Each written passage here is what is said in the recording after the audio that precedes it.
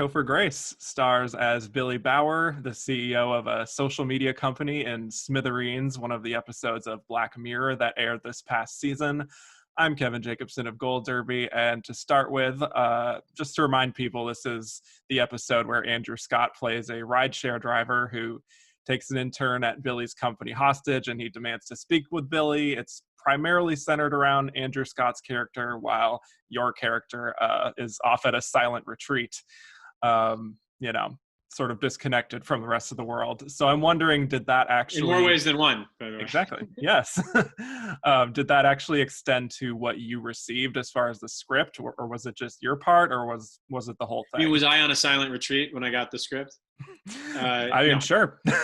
I've never been on a silent retreat, but I think it's a wonderful character.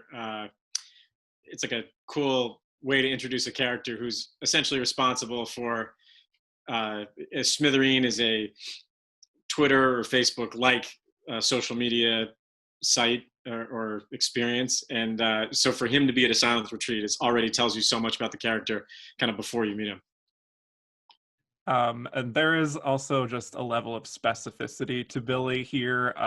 He's got the man bun. We see him in a robe, the sandals. It's a whole look. And the whole idea of him being at a silent retreat, it all paints a very clear picture.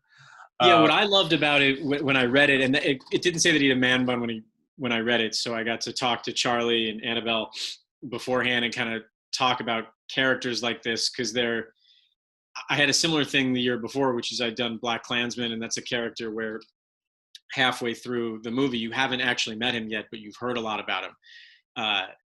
They're notorious for different reasons, but they're both kind of talked about a lot. And then when they enter the film, you have kind of big shoes to fill, in the sense that like people are ready for the character to arrive. And when I talked to Charlie about people like this, we didn't reference one person. A lot of people think we did. It was more about what do all these different people have in common, and they all have a way of branding themselves before they're called a genius. They've branded themselves in a way that makes it really easy for you to call them a genius. So I don't know, that means either they only wear a black turtleneck, or they're bald entirely, or they have long wavy gray hair and go kite surfing or whatever. But like, I thought there was something specific about each one of them where they, of course, they're really smart at other things, but kind of first and foremost, they're really smart at figuring out a way for you to latch on to their brilliance visually really quickly. So before you know anything about what they've done, you go, that guy seems different. Like he might be, a genius. Yeah. And you don't have a whole lot of screen time in this episode, but I think we still get a very interesting picture of who this guy is, how he ended up here. He became the CEO of Smithereen a little while ago, and he had certain intentions for the company, but it became all about optimizing and basically giving users that dopamine hit. So when Billy is saying all this stuff to Chris about how it got out of hand and he's more of a figurehead at this point, do you think that that's something he's known for a long time but chose to just look past it? Or do you think he's just now kind of having this come to Jesus moment? I don't know what these guys are like on the inside. I don't know if they know. I mean, it's their fault, but they rise to such a place in society where everyone attaches something to them, that I think they are maybe two or three things at the same time. I always thought reading it, this is just my own personal opinion because, Charlie wrote it and he's a brilliant writer, but I thought, how could you even start a company like that without not thinking that it might go in this direction? Like, it's just, but that was more me as a viewer, as someone who read the script. I thought, especially after having played David Duke, I thought I was getting the role because he was going to be entirely evil and just a horrible person like that.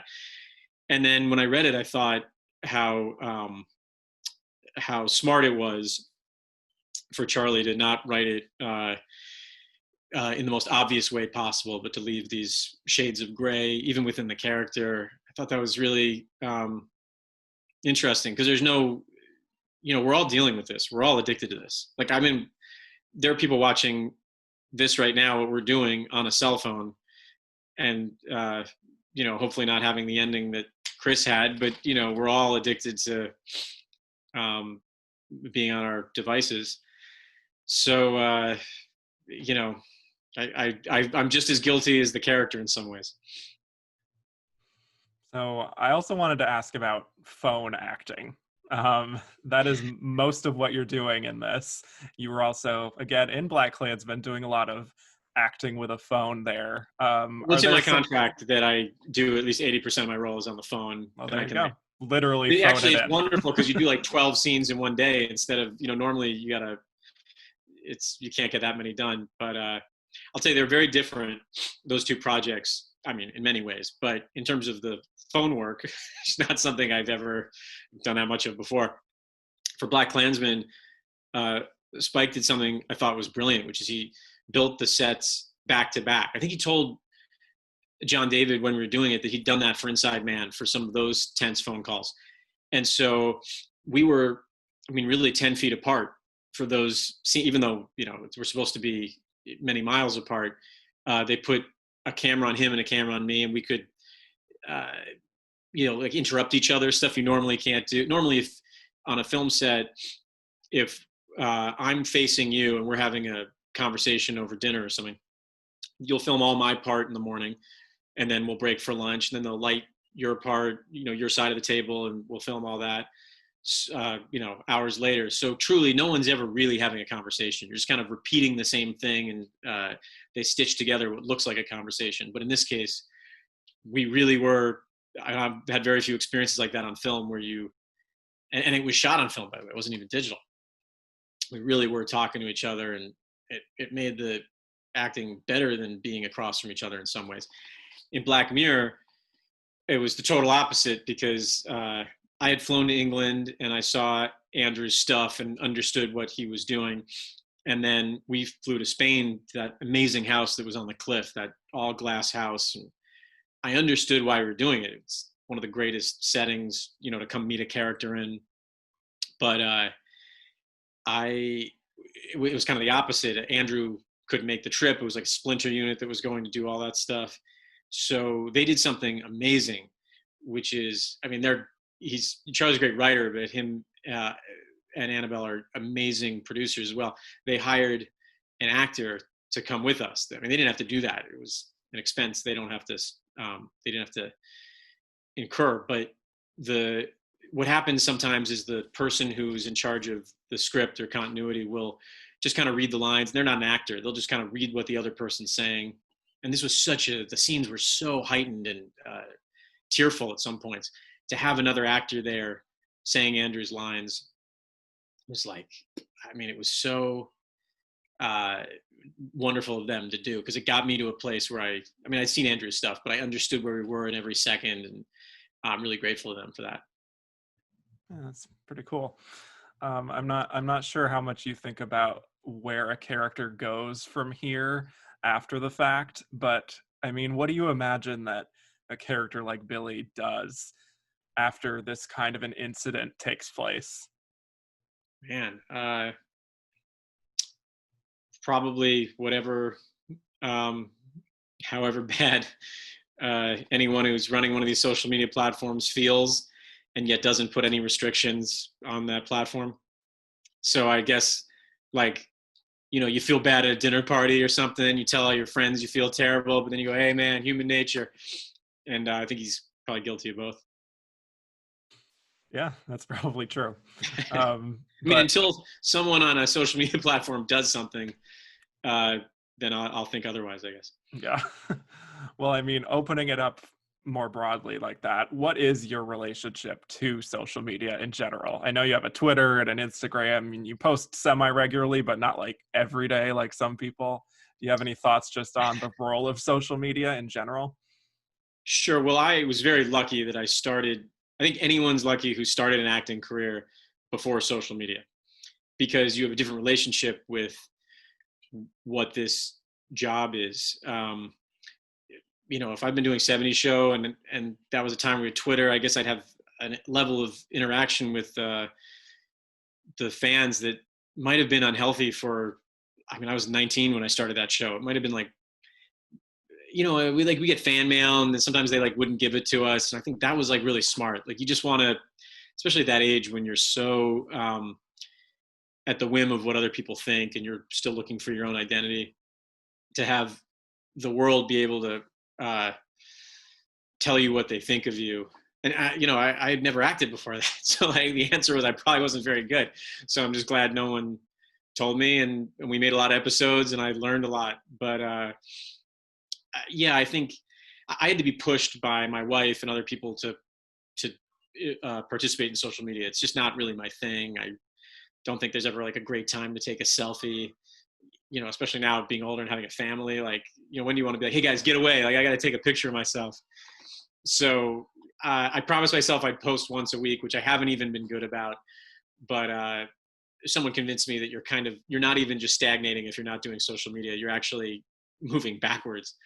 And so I try to participate in the sense that if I see something witty or I want to say something or say I was so proud to be in this project, I have the avenue to do that. And then I try not to look up my name, just like every other actor. I think that's incredibly healthy. So Yeah. That's good. Well, another thing I've noticed in your career over the past few years, just go with me here, is how you've gravitated towards characters that have some level of leadership to them or authority figures. I thought you were going to say what I get from a lot of journalists is, which is on purpose, is I've been really playing characters that I hope each time someone says, like, I had no idea you could do that or you wanted to do that, which is really just what the last couple of years what I decided to do. But wait, tell me what you mean leadership. Well, just going back to Black Klansmen, obviously you played David Duke, leader of the KKK. Breakthrough, for example, yes. You're playing a pastor of a church in Breakthrough. And then obviously here, CEO of a social media company. I know what you're asking me. All very Am I different run people. For president? Well. I have formed a committee, and we're just, right now, we're just looking to see, we're just putting feelers out there. I'm not ready to commit to anything. But when I announce, I will definitely do it on Gold Derby. Beautiful. We got the exclusive. I've never thought about that. That's really interesting. Well, is that something you're gravitating towards a little bit for one reason or another? No, I just, I more want to play characters that, like you said, after playing David Duke, I was like, what would be the 180 degrees opposite character? And that was pastor of the church. And then this character, I just did something on the Twilight Zone, which I'm so proud of, which was like really crazy. And I just, I don't know when I'll be out of this phase, but this phase to me is about whatever someone tells me. They're like, oh, I'm not sure if you could do that or you'd be the right guy for that. Just doing it. Fair enough. But with Black Klansmen, since we're an awards website, I wanted to talk about this. You were nominated as a cast at the SAG Awards, and the film was nominated for Best Picture at the Oscars, and it was finally the movie that won Spike Lee his Oscar. Yeah. Can you just talk about that journey and making the film and then having it be received the way that it was?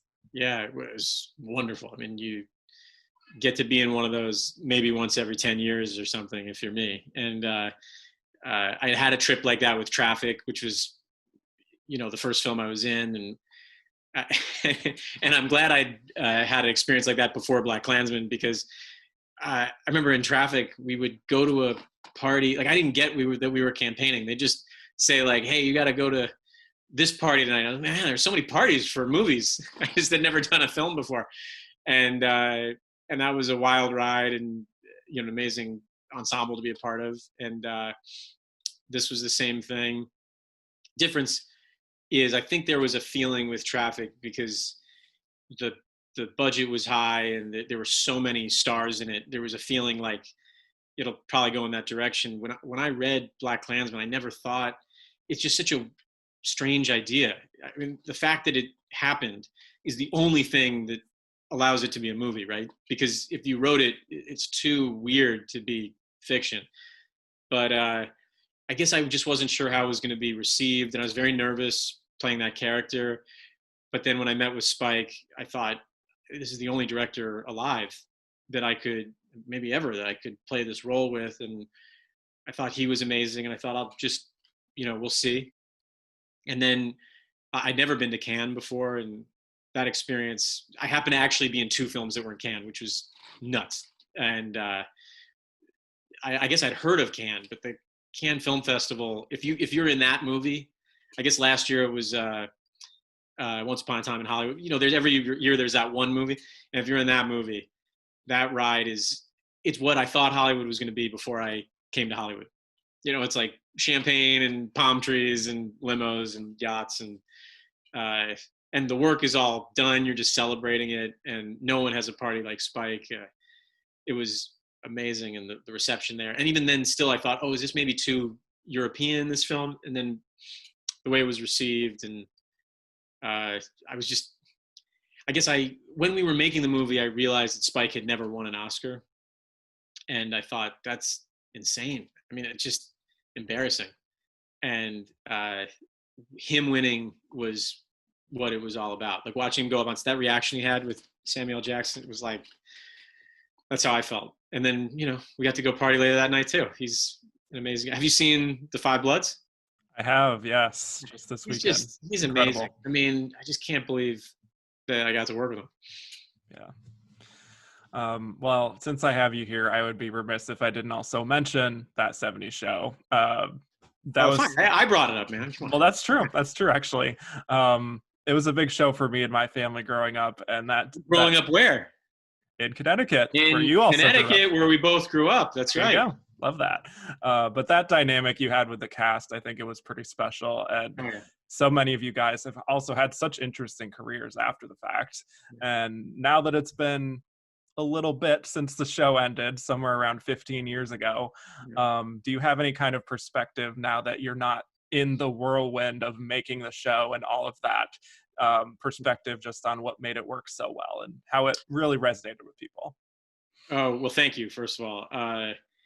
And thinking of you being a young kid in Connecticut, kind of where I grew up, is blowing my mind, because it was truly like that for me. I'd never even auditioned for something. Someone saw me in a high school play. So to go from consuming pop culture to then being in pop culture was such a jarring thing. And I love the idea that somewhere someone was just watching a sitcom like I was watching Friends a couple of years before I started that show.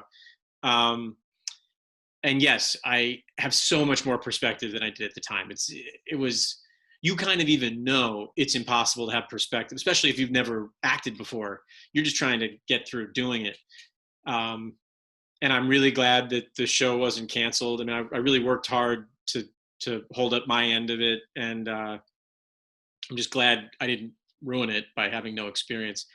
But as I look back, I think a lot about how at the time I really gave all the credit to the writers, as it should be. The writers were unbelievable on that show. And I still feel that way. But now I go, what a special cast. I mean, like at the time I guess Ashton never acted before. Laura had never acted before ever. Wilmer could barely speak English. I mean, like, so I kind of was thinking, these writers are really what's doing, and they were doing like an amazing job. But I look back and I also think Bonnie and Terry Turner, who really cast that show, they're genius beyond being. I can't say enough about how good they are at. They wrote like Wayne's World and Tommy Boy and Third Rock from the Sun. They're great. But then also to take such chances on such unknowns and put together a special group instead of like, who's the people in Hollywood who are trying out for pilots this season. I went to school with their daughter. I mean, like, they just saw me in a high school play. And then, the balls of doing that, it like just blows my mind. So, I think it was a special group. The people who created it actually probably deserve the credit for that as well. But when I think back, I just think what an amazing group of kids. We were so young, and I still think I'm a huge fan of just watching all of their work now. Me too. Absolutely. It's been a lot of fun following all of you guys really after the fact. Well, for those of you watching now, hit like and subscribe for more Emmy season interviews, and head to goldderby.com to start making your predictions. Topher, such a pleasure getting to talk to you today. Thank you so much. It was great. Thank you, man. Yeah. Appreciate it.